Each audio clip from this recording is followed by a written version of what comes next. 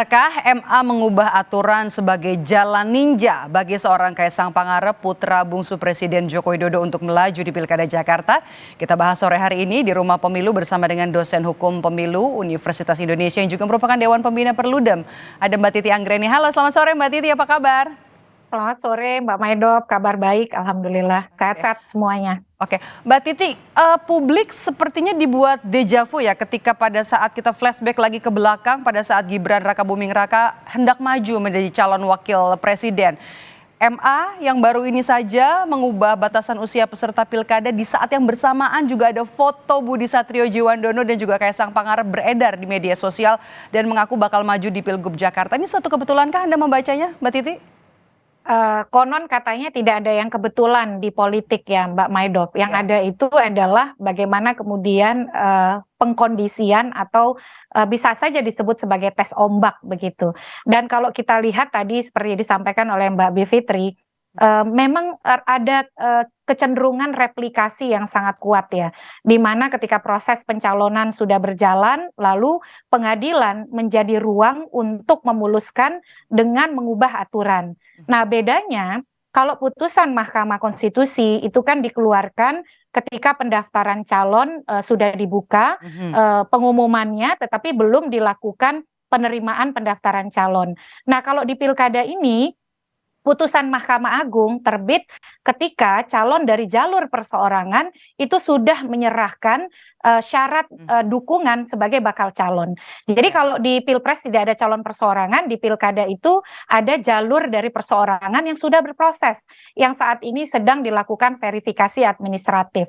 Nah, replikasi ini kemudian apakah betul akan diikuti dengan langkah-langkah serupa dengan di Pilpres. Itu bergantung penuh pada apakah ada partai yang mencalonkan, dan yang kedua, apakah kemudian memang KPU akan menerbitkan aturan yang langsung memberlakukan putusan Mahkamah Agung nomor 23 tahun 2024 ini. Jadi Mbak Maidop, kita bisa lihat dari 3 aspek. Yang pertama, dari aspek prosesnya atau prosedurnya. Pengujian peraturan KPU di Mahkamah Agung memang berwenang menguji peraturan di bawah undang-undang terhadap undang-undang. Itu prosesnya kan tidak terbuka seperti pengujian di Mahkamah Konstitusi. Sehingga kita sebagai publik hanya bisa menerima dampaknya, terkaget-kaget begitu ya. Padahal kita sebagai publik juga punya kepentingan terhadap norma yang diujikan. Yang kedua, dari sisi substansinya.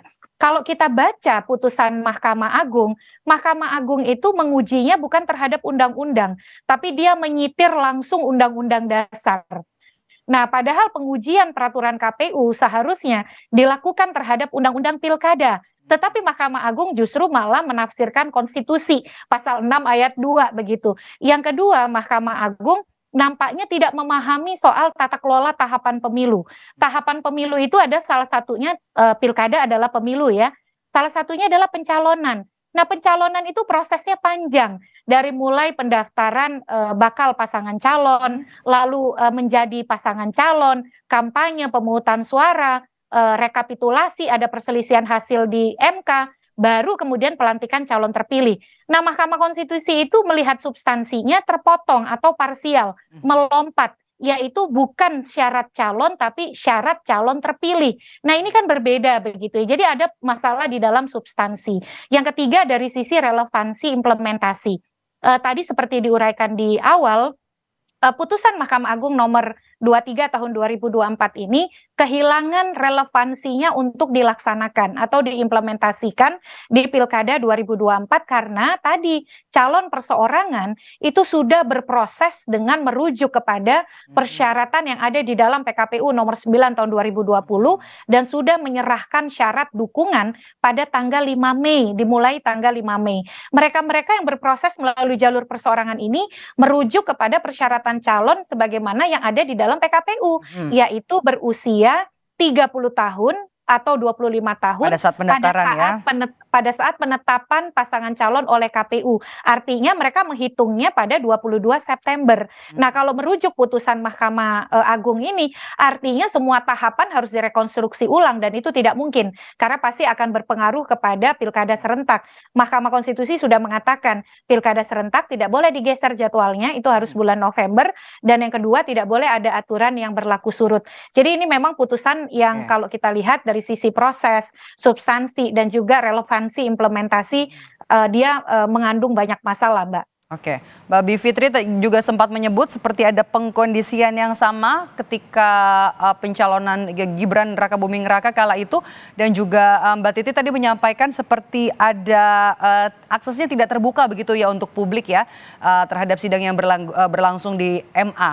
MA juga memutus hanya dalam waktu 4 hari setelah diajukan, singkat sekali durasinya. Mbak Titi, memang biasakah seperti ini prosesnya? Iya, proses di Mahkamah Agung memang berbeda dengan Mahkamah Konstitusi ya. Kalau proses di Mahkamah Konstitusi itu bahkan kita bisa menjadi amicus curiae karena dia dilakukan secara terbuka, transparan, dan akuntabel. Sidangnya dibuka dan terbuka untuk umum. Nah, di Mahkamah Agung ini padahal kalau kita lihat selama ini memang prosesnya tertutup ya Mbak. Kami berkali-kali mengajukan uji materi, misalnya saja soal keterwakilan perempuan itu dikabulkan. Prosesnya tidak seinstan putusan 2024 ini, lama sampai kami bisa mendapatkan putusan. Lalu kemudian juga soal pencalonan mantan terpidana itu juga dikabulkan, prosesnya juga lama. Nah, padahal Mahkamah Agung sebagai bagian dari kekuasaan kehakiman, itu undang-undang kekuasaan kehakiman menyatakan hakim-hakim itu juga harus menggali rasa dan keadilan di masyarakat, begitu ya, kondisi keadilan di masyarakat. Tapi kalau prosesnya hanya 3 hari ini, rasa keadilan masyarakat apa yang bisa didengar oleh Mahkamah Agung ya? Karena ini kan problem pencalonan itu bukan hanya antara orang yang mau maju menjadi calon. Ini bukan soal perselisihan, ini uji soal norma, apakah bertentangan dengan undang-undang atau tidak. Tapi ternyata prosesnya bukan hanya instan, tapi kalau kita baca pertimbangan hukum Mahkamah Agung, itu pertimbangannya rasio desidendinya, argumentasi hukumnya itu sangat lemah, sangat minim. Dia bukan kemudian menguji peraturan KPU terhadap undang-undang nomor 10 tahun 2016 tentang pemilihan gubernur, bupati, wali kota, tapi kemudian malah merasionalisasinya terlalu jauh. Misalnya soal menghubungkannya dengan pasal 6 ayat 2 Undang-Undang Dasar yang itu merupakan pengaturan soal Pilpres, lalu menyatakan seolah-olah original intent soal usia itu adalah usia muda. Nah, padahal tidak ke sana arahnya. Yang harusnya dia teguhkan, apakah pengaturan KPU itu bertentangan dengan undang-undang pilkada kita atau tidak. Dan Mahkamah Agung terlalu melompat jauh. Misalnya ketika dia mengatakan ada ketidakpastian hukum atau ketidakadilan dengan membandingkan antara pengaturan di dalam PKPU 9 2020 dengan peraturan KPU nomor 13 tahun 2010. 2010 loh Mbak. Waktu itu undang-undangnya berbeda, jadi tidak kompatibel perbandingannya. Dan kalau memang ada ketidakpastian hukum dan ketidakadilan, itu arena materi muatan itu bukan diuji di MA ya, tetapi harusnya di Mahkamah Konstitusi. Jadi menurut saya KPU seharusnya kita hormati putusan Mahkamah Agung, walaupun terlepas dari berbagai substansi yang bermasalah, tapi memang putusan ini tidak bisa dilaksanakan di 2024. Karena kenapa? Karena tahapannya sudah tidak relevan untuk mengakomodir putusan Mahkamah Agung ini, sebab verifikasi administrasi terhadap calon perseorangan sudah berlangsung. Kalaupun kita mau melaksanakan ya, kalau tidak ada uji materi ke Mahkamah Konstitusi dan revisi Undang-Undang Pilkada, itu untuk pilkada yang akan datang. Jadi dia prospektif ke depan, tidak bisa diimplementasikan di 2024. Jadi daya ikatnya terhadap tahapan itu tidak bisa diimplementasikan, Mbak Maido. Oke, dari putusan ini apakah masih ada upaya hukum lain, Mbak Titi? Iya, putusan ini kan pada dasarnya menguji peraturan KPU terhadap undang-undang. Nah, sayangnya walaupun dia tidak menelisik dari undang-undangnya ya, kalau kita lihat pertimbangan hukumnya. Tapi ada upaya hukum yang bisa dilakukan satu, ya melalui legislative review. Jadi pembentuk undang-undang itu mengubah undang-undang pilkada dan menegaskan kapan syarat calon itu diberlakukan. Tapi kembali saja ya rasionalitas sederhana ya Mbak Maido. Namanya kan syarat calon ya. Calon itu ya sebelum berkompetisi, bukan saat ketika dia menang gitu ya. Sama seperti kalau kita doa sebelum makan ya, sebelum makan bukan ketika makan kan gitu. Betul. Nah yang kedua itu adalah Oke.